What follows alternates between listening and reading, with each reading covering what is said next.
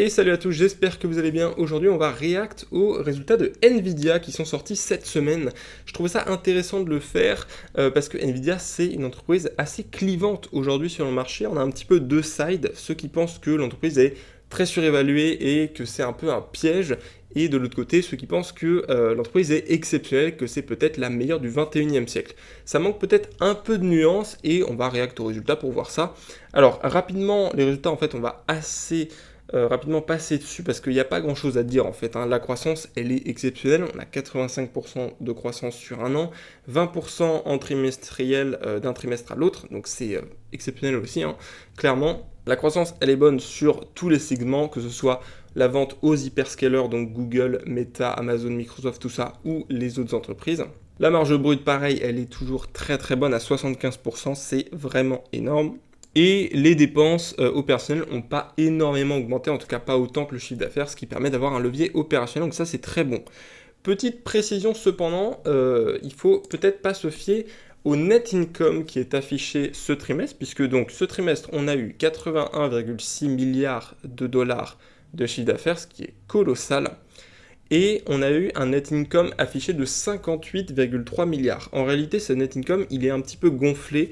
Il est gonflé de 15,9 milliards par cette ligne, Other Income, qui sont en fait des plus-values réalisées sur des participations de Nvidia.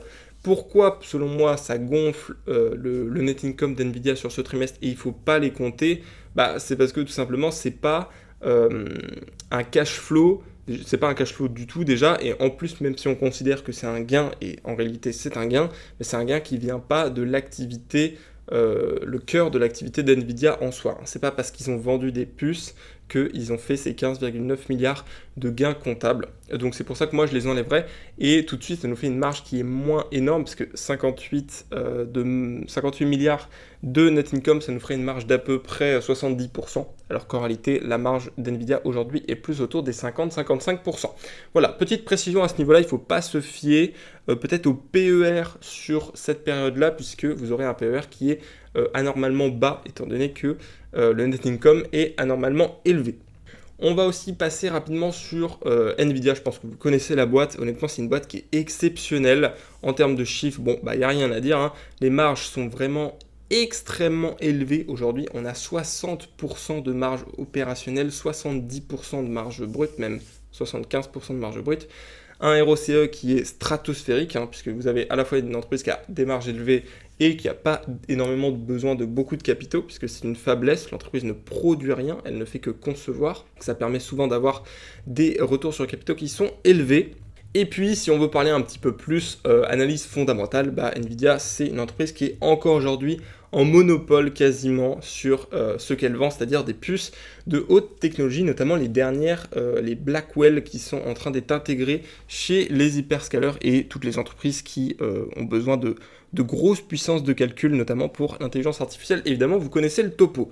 Moi, mon avis rapide sur ça, c'est que Nvidia, clairement, c'est une entreprise qui a un positionnement qui est exceptionnel et qui, il ne faut pas se leurrer, à mon avis, il ne faut pas être délu, ne va pas s'effriter du jour au lendemain. En fait, l'avantage qu'a Nvidia aujourd'hui, il est stratosphérique, et même si il va avoir tendance à se réduire au fil des années, ça ne veut pas dire qu'il va tomber à zéro. Je pense que dans les 10 prochaines années, il y a de fortes chances que Nvidia garde un avantage sur ses concurrents. Ça ne veut pas dire qu'elle n'aura pas de concurrents et qu'elle va rester en monopole, mais clairement pour moi, elle va conserver une position qui sera très très forte, voire dominante dans les prochaines années, et ce qui va lui permettre de profiter encore de la croissance du secteur.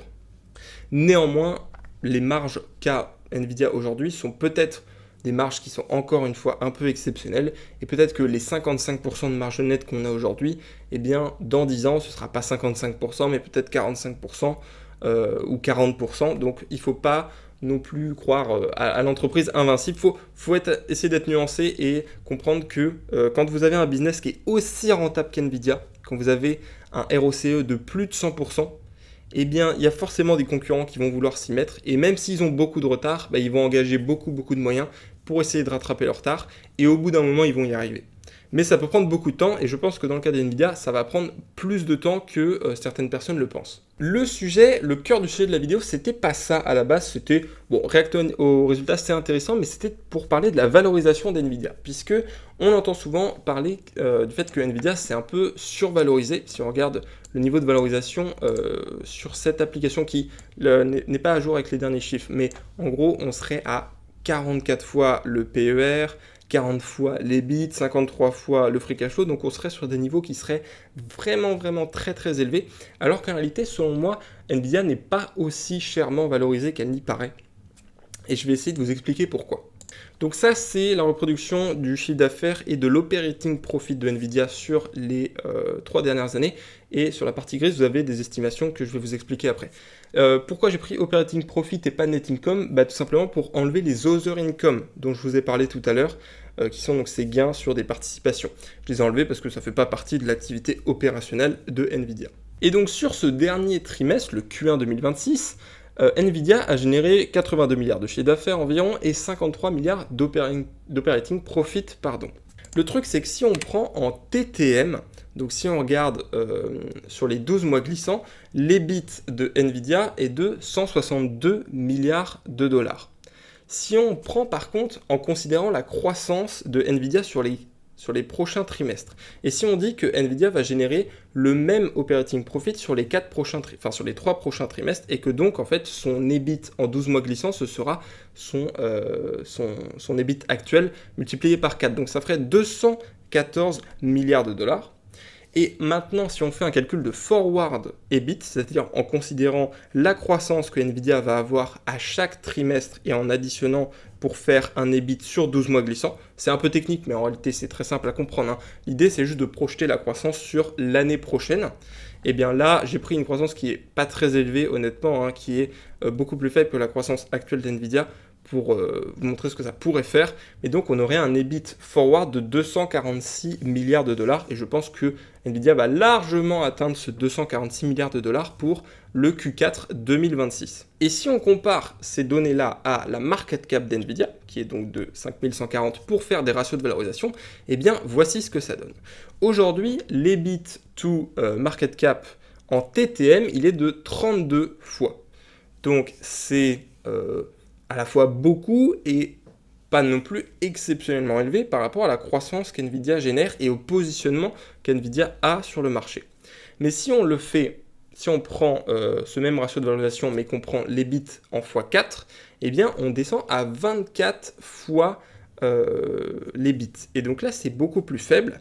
Et si on va jusqu'à l'EBIT forward, eh bien, on descend à 21 fois l'EBIT. Ce que ça veut dire, c'est que en fait, en considérant la croissance qu'Nvidia va avoir sur la prochaine année, je pense qu'Nvidia est beaucoup moins chère qu'elle ne peut paraître.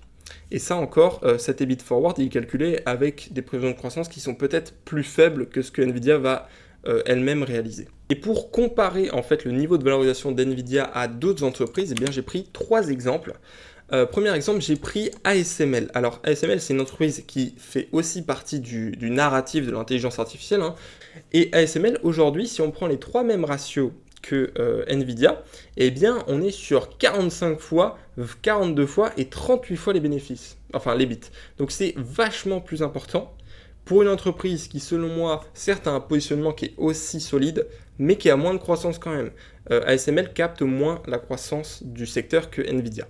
Si on compare ensuite à Schneider Electric, une entreprise assez appréciée par nos investisseurs français, eh bien l'EBIT actuel, il est de 24 fois, 24 fois l'EBIT, donc c'est à peu près au même niveau que Nvidia, et l'EBIT forward, il est à 20 fois. Donc là, vous êtes à peu près aussi au même niveau qu'Nvidia, sachant que j'ai pris 15% de croissance pour Schneider Electric, ce qui me paraît très élevé, clairement. Alors que pour Nvidia, j'avais pris un forward qui était pas très optimiste. Donc ce que je veux dire, c'est qu'en gros, vous avez le même niveau de valorisation entre Nvidia et Schneider Electric aujourd'hui. Et enfin, dernière comparaison avec Google. Donc Google, j'ai pris l'EBIT pareil, donc qui compte pas les CAPEX, puisque de toute manière, ça fausserait beaucoup le résultat.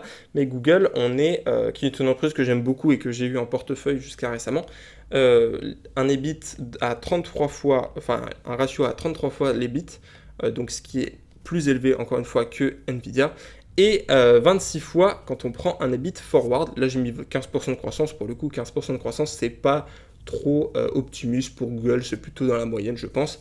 Donc tout ça pour dire que Google, Schneider et ASML sont des entreprises qui sont parfois plus chères, parfois au même niveau de valorisation qu'NVIDIA, alors que je pense le positionnement n'est pas le même.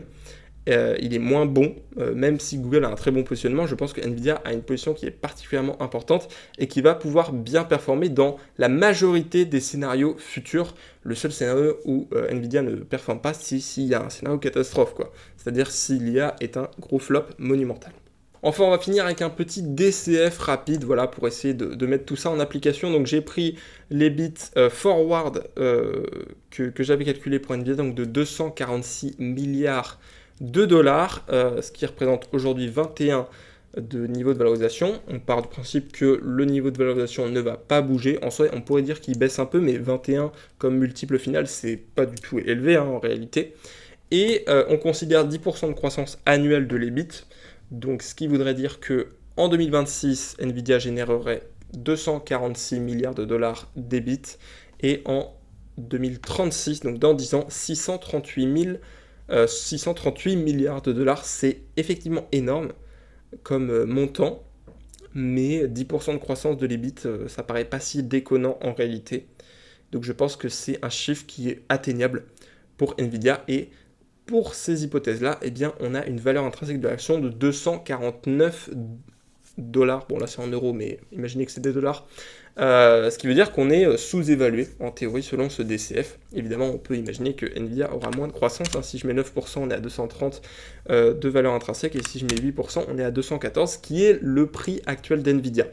Donc, voilà, selon moi, pourquoi Nvidia n'est pas une entreprise survalorisé à l'heure actuelle. Je pense que, pour être honnête, je pense que Nvidia est plutôt justement valorisée, mais n'est pas une entreprise déconnante à acheter aujourd'hui du tout. Hein. Pour le coup, c'est une meilleure entreprise à acheter que ASML. Voilà, si vous hésitez entre acheter du Nvidia et du ASML, selon moi, Nvidia, c'est un meilleur investissement aujourd'hui que du ASML. C'était peut-être pas le cas il y a 6 mois. Hein. Je précise bien, c'est aujourd'hui, à l'heure actuelle, à ce niveau de valorisation-là. Moi, c'est mon constat. J'ai pas de Nvidia en portefeuille pour l'instant. Je le regrette malheureusement. J'avais quasiment en acheté en mars, mais malheureusement, j'avais loupé le coup. C'est dommage parce que ça m'aurait fait une belle performance. Et pareil, en avril dernier, j'avais pas pris conscience en fait. Hein. J'étais plutôt dans le camp qui pensait que Nvidia était largement survalorisé, alors qu'en réalité, c'était pas si vrai. Même si, encore une fois, l'année dernière, c'était différent, puisque je vous remonte le graphique de la croissance, mais l'année dernière, en fait, Nvidia arrivait sur une sorte de plateau de croissance, et d'un coup, ça a réexplosé. Donc, voilà pourquoi je pense qu'Nvidia est plutôt une entreprise qui, aujourd'hui, n'est pas survalorisée et pas sous-valorisée, qui a un bon prix, même si je l'achèterais si elle était un poil moins chère quand même, hein, autour des 190 dollars, 180 dollars, c'est un investissement que je ferais. Je l'ai loupé à 160 dollars, malheureusement, ça fait partie du jeu. Mais voilà, on loupe des choses parfois et l'important c'est de ne pas refaire les mêmes erreurs plusieurs fois. J'espère que ça vous aura plu, je vous souhaite à plus pour une prochaine vidéo.